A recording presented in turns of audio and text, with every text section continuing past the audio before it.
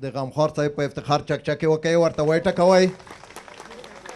خو زه یې لیلا ته وایم چې مه وایه لیلا مه وایه لیلا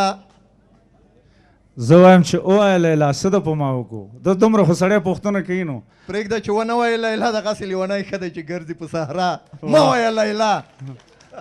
ښه خیر په هر صورت خوسی صاحب نه یو جهان مننه کوو د قربان فارسی بگم پشتو بگم نمیفهم مهرباني هر یوه چې وایې ووایه ښه سندره خو پښتو واله عید قربان به همه ملت مسلمان که در کشور است خصوصا بر افغانا تبریک میگم عید خوش عید د صلح نه ډکه اختر د مینې و محبت نه ډک اختر ټولو افغانانو ته غواړم زه تاسو نه مننه کوم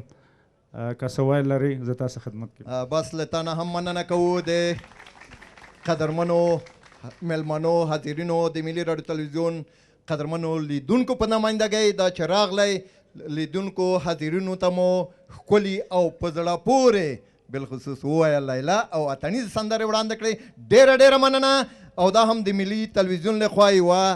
ډالۍ یار زنده صحبت باقی قربان په افتخار یې چکچکې وکړئ مهرباني صاحب ډېره ډېره مننه مننه صاحب